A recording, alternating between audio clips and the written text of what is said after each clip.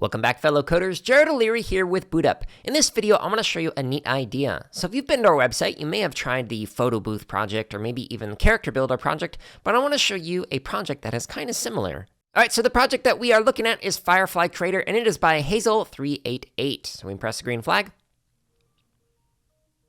Okay, so we're able to change our Firefly. And one of the things that I love about this is that little effect right there. So when it's switching between the different aspects of the Firefly, kind of like transitions into it. So that I thought was a really neat idea. Now, if you like this project and you want to create something similar, make sure you check out the links in the description. And if you do create something that you think is really neat, make sure you share it in the comments below so we can take a look at it.